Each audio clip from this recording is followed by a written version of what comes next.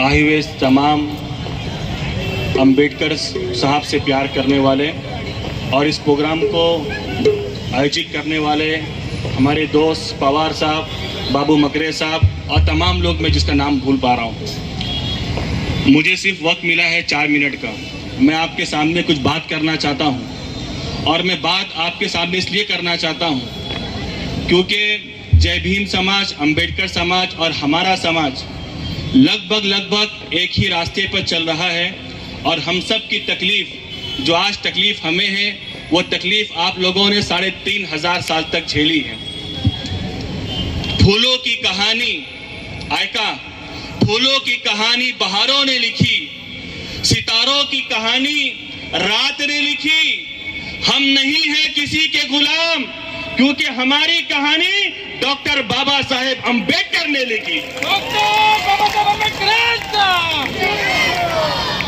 आज मैं आपके सामने जो इतिहास बताने जा रहा हूं, मेरी मां बहनों, who was the Shudras and waiting for a visa, doctor Baba Saheb किताब है।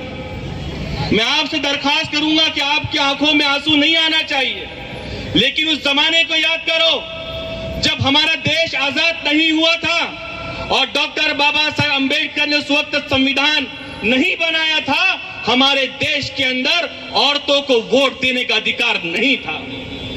उस जमाने को याद करो जब मेरे देश के मजदूर, लेबर तबके के लोग 10-10 नहीं 12-12 घंटे पवार दादा काम किया करते थे। अंग्रेज मार मार कर काम कराते थे। पवार दादा वही हमारे डॉक्टर बाबा साहब अंबेडकर, मेरे बाप, मेरे लीडर और हम सब के सूरज डॉक्टर बाबा साहब अंबेडकर ने कहा, दादागिरी नहीं चलेगी। भारतीय काम करेगा तो सिर्फ 8 घंटे काम करेगा, 8 घंटे पर काम करेगा तो उसकी पगार लेगा।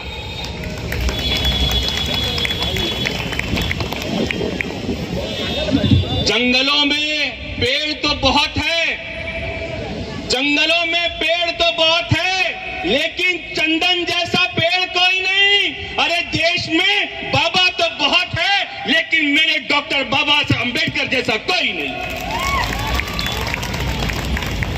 आज मुझे आप देखो, पवार दादा, हर त्योहार में आप सुनते होंगे कि यहां झगड़ा हुआ, प्रवीण मस्जिद के सामने ऐसा हुआ वैसा हुआ, लेकिन अंबेडकर जयंती जब भी होती है तुम नहीं सुनोगे कि मस्जिद के सामने ऐसा हुआ, मदरसे के सामने ऐसा हुआ।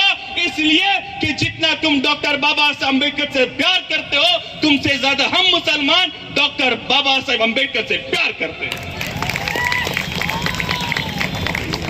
मैं आपको फिरदौस मैडम तारीख में लेकर जाना चाहता हूं। उस इतिहास को याद करो। डॉक्टर बाबा साहब अंबेडकर ने अपनी किताब वेटिंग फॉर ए वीजा में लिखा, जे लोग इतिहास विसरतात ते लोग इतिहास कभी घडू शकत नहीं। If you want to make history, you should learn history. तो डॉक्टर बाबा साहब अंबेडकर जब round the table London conference के अंदर गए, उस वक्त किसी ने उनका सपोर्ट नहीं किया।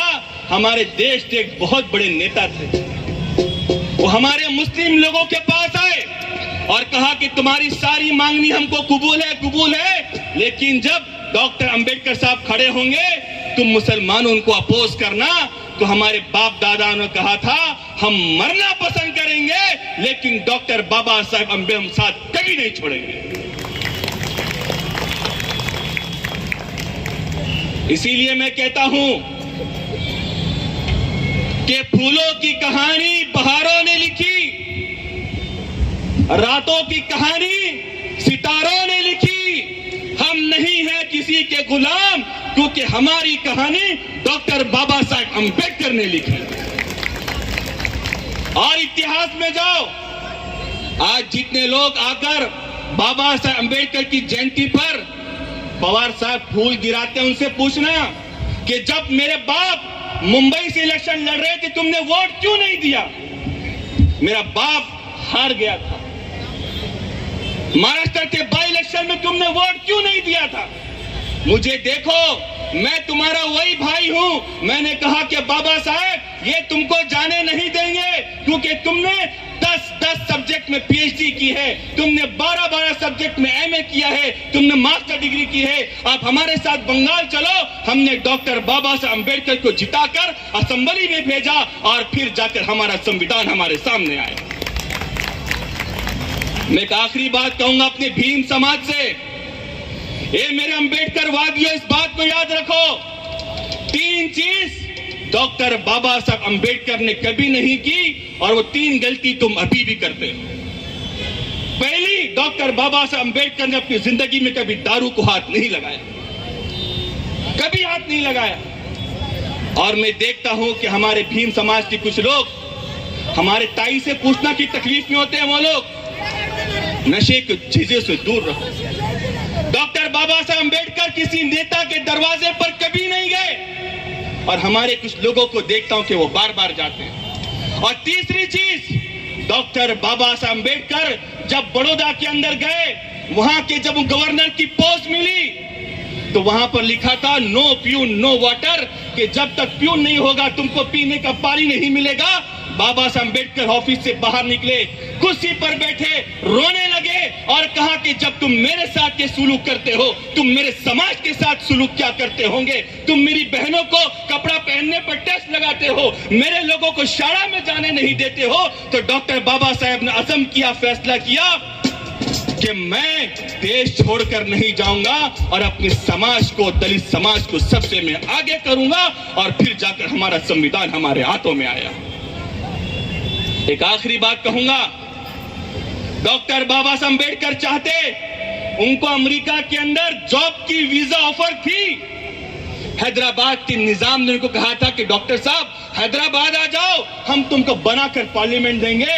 अंबेडकर साहब ने कहा नहीं निजाम साहब, मैं जाग रहा हूं, मैं कष्ट कर रहा हूं, मैं अभ्यास कर रहा हूं, मैं पढ़ रहा हूं, तो मेरा समाज सो रहा है। अगर मैं सो जाऊंगा तो मेरा समाज भी सो जाएगा। इसीलिए मैं ये कहना चाहता हूं, कहते हैं कि भीम जैसा सूरज निकला न होता तो हमारे जिंदगी में कभी उजाला ना होता। हम मर जाते जुल्म सहते सहते अगर हमारे देश में डॉक्टर बाबा साहब अंबेडकर जन्म ना लेता। मैं यहीं पर अपनी बात खत्म करता हूं, इस बात के साथ कि हम सब इस बात का अज़म करें, इरादा करें कि हम सब डॉक्टर बाबा साहब के रास्ते पर चलेंगे। हम पढ़ेंगे, हम लिखेंगे और बाबा साहब के बना हुए संविधान को जो लोग तोड़ना चाहते हैं, हम उसकी हिफाजत करेंगे। बस मैं यहीं पर अपनी बात को खत्म करता हूं, इस बात के साथ कि जब तक चांद सूरज रहेगा, जब तक चांद सूरज रहेगा, डॉक्टर बाबा साहब इंशाअल्लाह तेरा नाम रहेगा। जय भीम, जय समाजवाद।